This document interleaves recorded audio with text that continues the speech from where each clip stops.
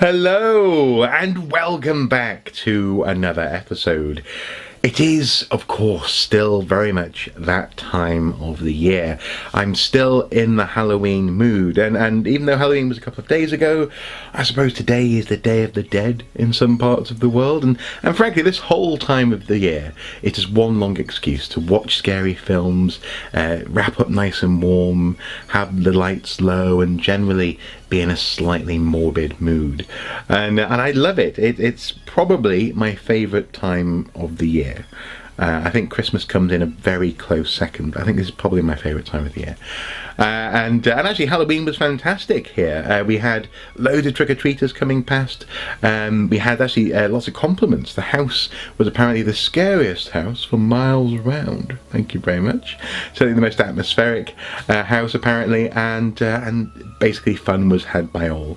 We stayed in because lots of fireworks were being let off outside, scaring the dogs slightly. So we stayed in, welcomed the trick-or-treaters, and generally watched films and just soaked up the atmosphere. And today I want to continue that atmosphere. I was tempted to record a let's play of a scary computer game, but I think I'll reserve that for next week, because today I want to share with you some odd incidents which occurred when I was growing up in North Wales.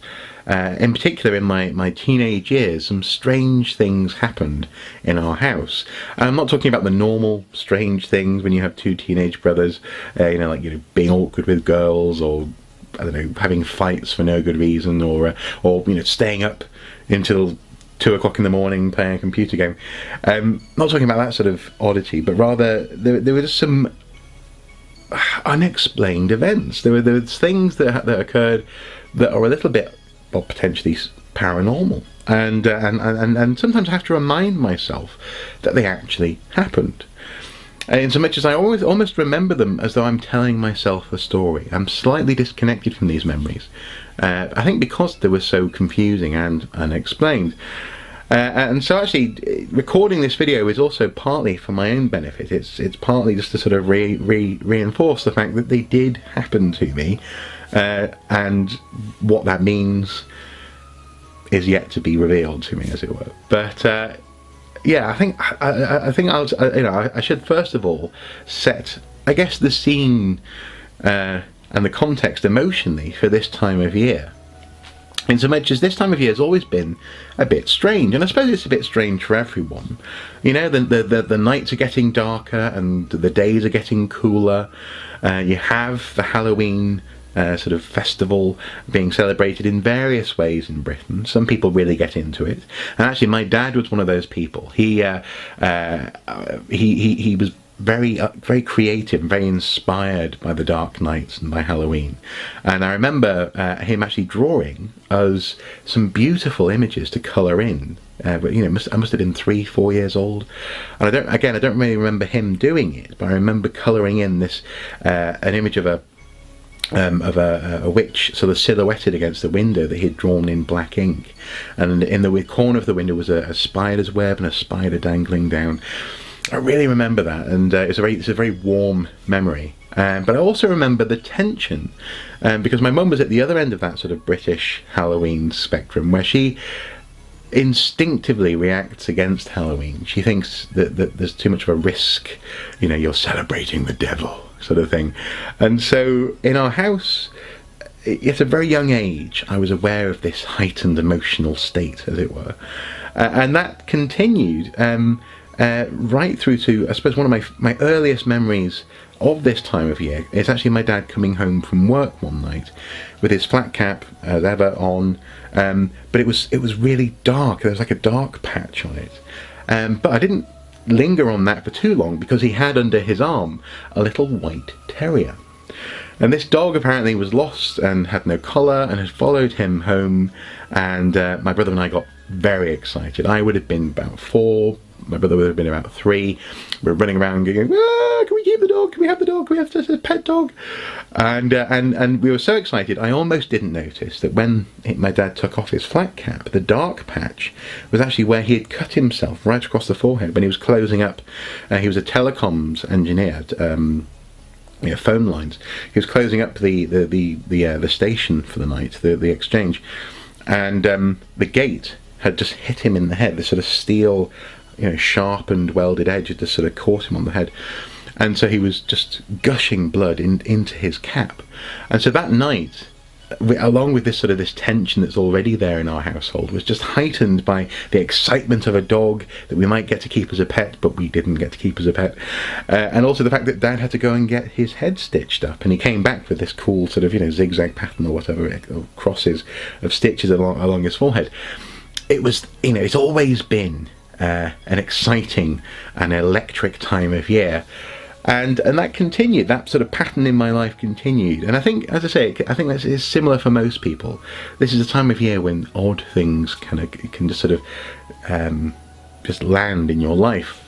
I'm also reminded of a late night walk that I took once from my then girlfriend's house on a hillside down sort of into the valley to our house. And I was walking through the woods. There's no street lights. It's very dark. It was about 9 o'clock at night, and there's this rustling just comes towards me, and I'm thinking, is that the wind? Is it a car? It can't be a car. This path's too narrow. And suddenly there's this this thing just runs across the path and just scares the ever-loving, scares me half to death. And it was a badger. I mean, it was a badger that was probably scared by me, actually, walking past it. And it was probably just meandering along in the dark through the woods going, oh, this is my time now. And suddenly there's this human. But it just, so scary, because badgers are really quite huge. I mean, they can grow to be fairly chunky animals. But that particular night was the night before the first of these sort of unexpected events, and actually the next day, which I think might have been Halloween, in fact, the next day I was watching TV, and it was a Saturday morning, and my mum had gone out somewhere, possibly shopping.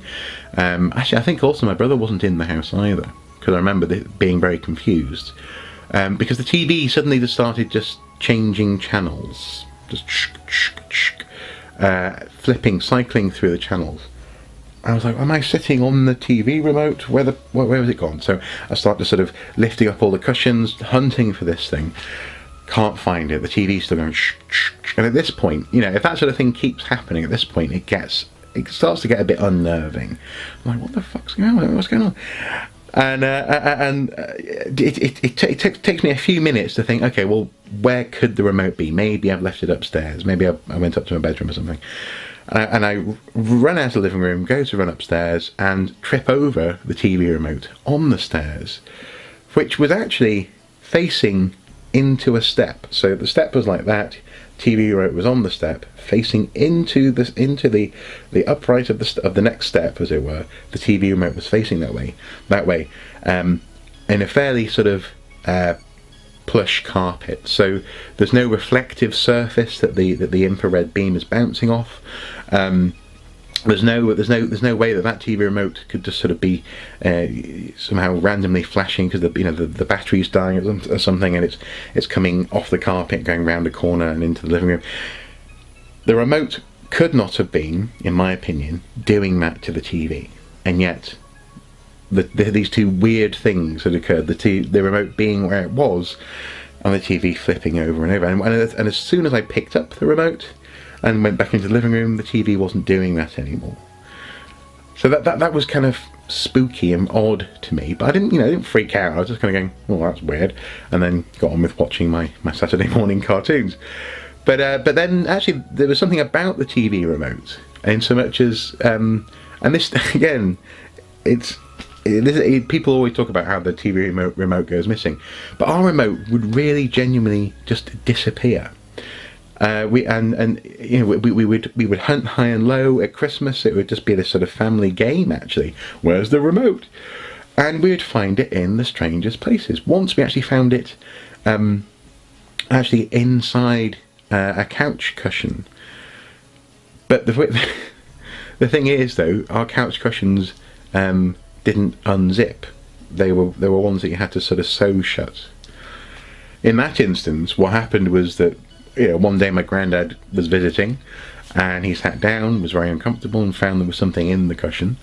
So we opened it up, and found that the TV remote was in there. By that point, actually, we'd just given up on finding the TV remote, and we'd actually ordered a new one from Sky or whatever. And there we now had 2 remotes in the house. It was odd. There's this sort of fixation with the TV remote and just finding it in strange places, under things, behind things, sometimes outside.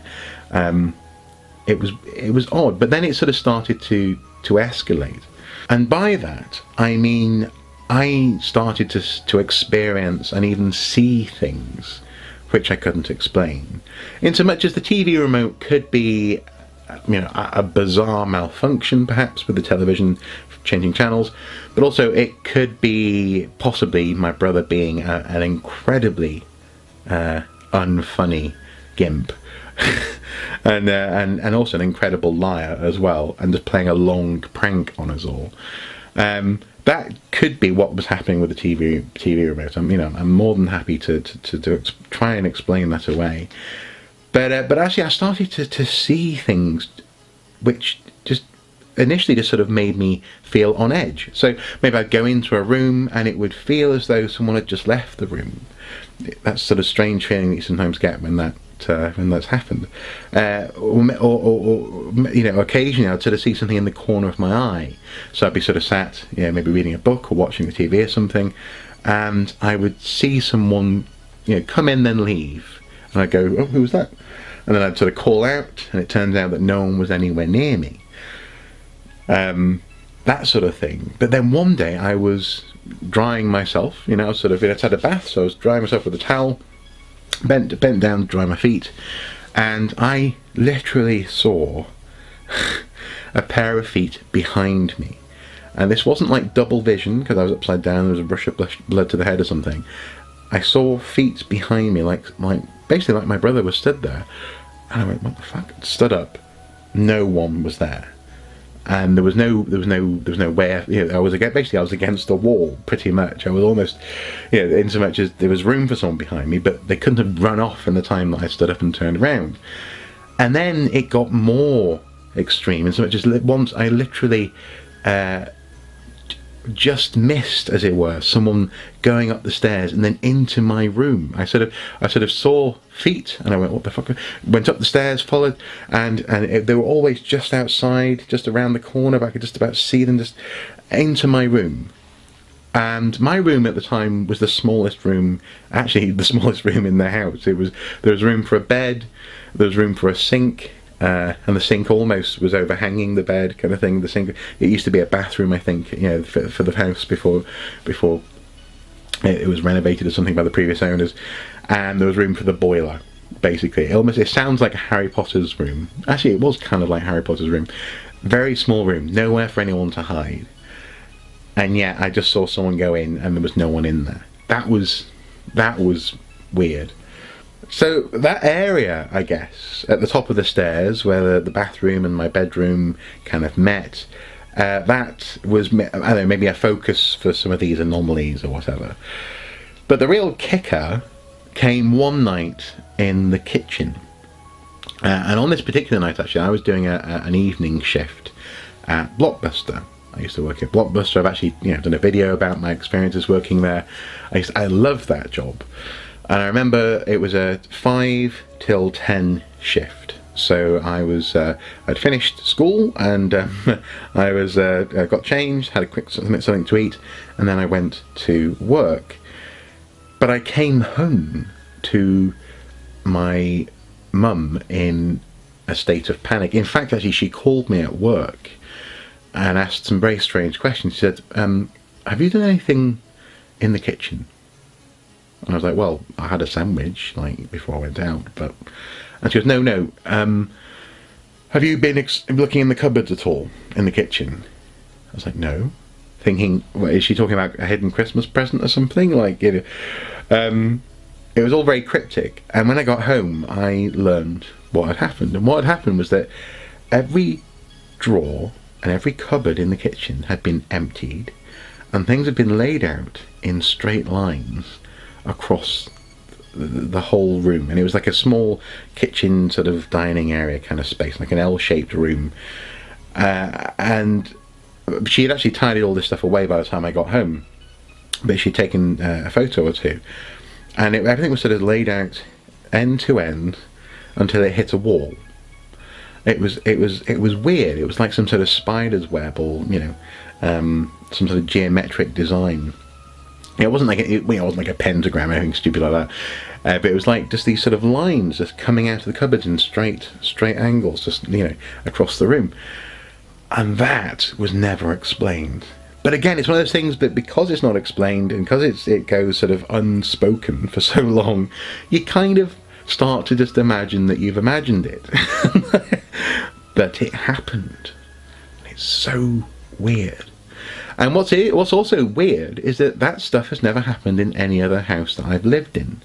I've lived in a converted 17th century warehouse. I've lived in houses that are twice the age of the house that we lived in North Wales. In the house that I live in now, nothing like that happens. I don't see things. I don't feel things. I don't come home to find things laid out on the floor. But for a few years in that house, just odd things were happening. And actually, I think odd things are still happening. So even though at the time it was kind of normal, I guess, having lived in other places highlighted just how not quite normal that experience or those experiences were. And I don't know, was it a ghost? Was it some interdimensional being? Was it just my brother messing with my head? Or messing with all our heads, actually. Although again, actually on that evening with the kitchen, he was out as well. He didn't get home until after Mum did, if you see what I mean. So he had been at school, he'd gone to a friend's house, I think. He was doing some sort of, drumming in a band or something at the time. And then didn't get home until 8, and she had got home at 7. So between me going out to work and her coming back at 7, weird things happened. And I don't know.